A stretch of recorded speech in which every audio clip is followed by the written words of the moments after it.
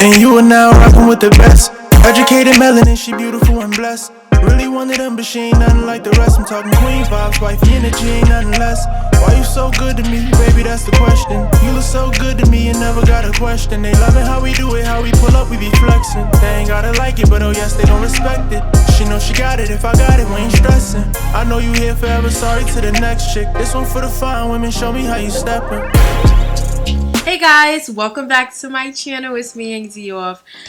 This is a LTAI series, and in today's video, we are going to be talking about the book of Overthinking.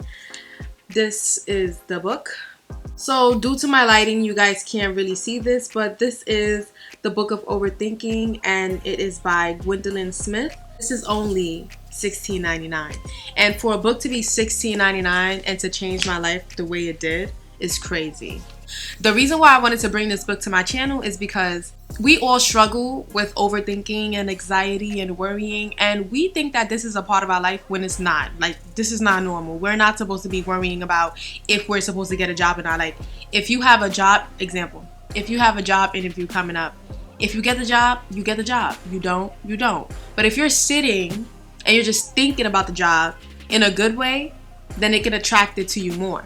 But if you're thinking about the job in a negative way with the ifs and the shouldn'ts and the wouldn't or if I, all of those words are fillers for overthinking. And this book helped me realize that. I couldn't realize that in life, period, because literally we're conditioned to overthink. Everybody overthinks. Like, nobody can sit here and say they don't, It's uncontrollable.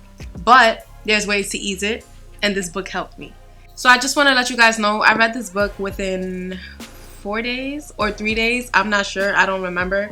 But as soon as I finished the book, I couldn't help go to everybody that I know and just let them know that you're overthinking off of the littlest things. Like, let's say you're going to the mall and you feel like Zara might not have the jacket that you want. If you're constantly thinking about the fact that Zara will not have it and you're on the way to the mall, Zara will not have that jacket because you overthink the whole way. So the thing about overthinking, it can be good sometimes, and that's the scariest part about the book. Here's some key points about the book that I love so much. They explain the difference between worry and anxiety. They also let you know that anxiety and overthinking goes hand in hand. Also let you know some responses that the body does when you're overthinking. It says blurred vision, racing mind, racing heart, hard to swallow, dizzy, lightness, sweat, shiver, tremble, nausea, breathless, shallow breathing, sleepless, and that's basically the flight, fright, freeze. I don't know if you guys heard of that, but your body goes into that shock when you're overthinking. You basically think yourself into something that can actually become true, good or bad. That's why it's good, and then sometimes it's bad. If you have a negative thought and you stick with that thought, and you just keep believing that thought, it's a process and it's a virus. So now it was never true, but you brought it into your life, and now it can happen. Not it can, it will happen. This book helps you understand what's going on in your head. It also offers powerful strategies for addressing your issues. An example, when you're overthinking about a situation and you have no idea what's gonna happen, but you're just overthinking because you don't know what's going to happen, you can easily say, not now. When you say not now, it's like you're telling the thought, not now. And the thought disappears, but it comes back because you said not now. So it will come back for later. That's what I'm working on right now. But I just want to let you guys know, when I was younger, and I would go through it like mentally, and it was like a really bad thought that I just couldn't control. Like, it was so negative. Like, for example, somebody dying and getting shot right in my face. That's mad traumatic. That's a negative thought. And I feel like thoughts like that is uncontrollable. Like, I can't control those thoughts. So the number one thing that used to help me was astaghfirullah. Every time I said astaghfirullah, the thoughts went away. When it's a bad thought and it's not as negative as the other ones, astaghfirullah don't really shut it down. Like, it just, but I feel like I can deal with those. But when it's something very traumatic, astaghfirullah shuts it down. But yeah, the book uses not now. So here's a powerful quote that I got from the book that I wanted to share with you guys. I don't want to give too much out there because then again, you guys won't buy the book. You know, it might be some books that I review and I'm like, I'm gonna just give y'all everything because why not, you know? But this is on page 56. It says, connections from the emotional system to the cognitive system are stronger than connections from the cognitive system to the emotional system. So I feel like if I give that away, that would literally give away the book. So I'm not going to touch base on that. But if you want, Google that. I'm going to say it one more time because it could be really hard for you guys to understand this. Connections from the emotional system to the cognitive system are stronger than connections from the cognitive system to the emotional system.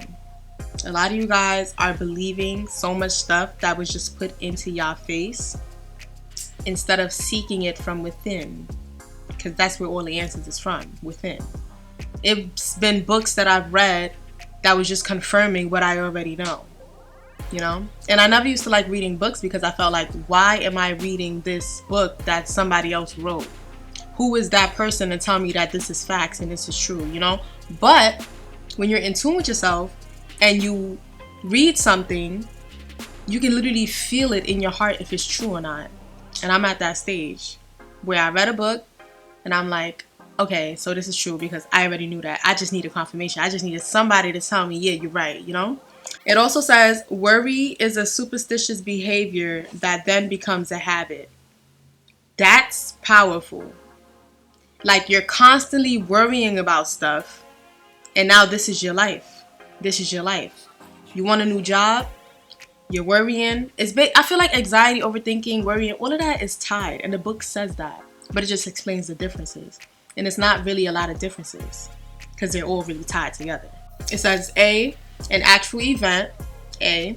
Then B is your thinking. It triggers your thinking. So A is whatever happened. And then B triggers your brain. And then C is your response. So in the book, it gives you a layout where you can do examples. A, you write down whatever happened. B, how you're going to go about it. Your car broke down. How you going to go about it? Damn, my car is never going to get fixed again. That's not the right way to go about it. You get into a car accident. My car is going to be fixed within the next day. You know, it's literally you. Like, you're the problem. All right. But yeah, that was amazing. So B creates C. B creates your response. Your thinking creates your response. Get it? All right. So yeah, this book changed my life.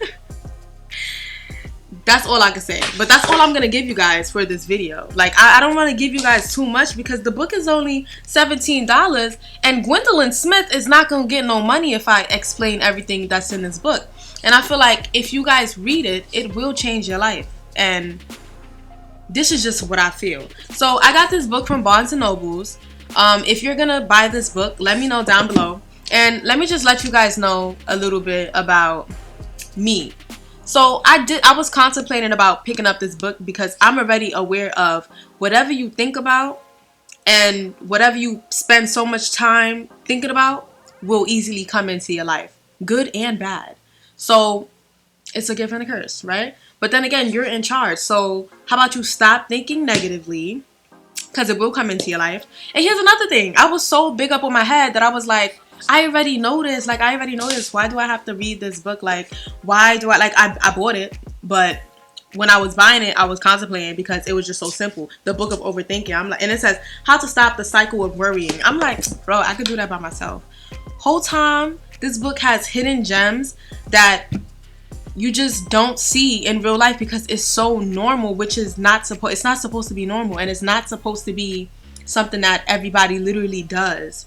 And we all do it because this is what we grew up on. This is what we know. But it's not right. It's just causing more problems. It's up to us to learn the right way. I really hope you guys know where I'm coming from when I talk about this book. Big shout out to Gwendolyn Smith for writing this book.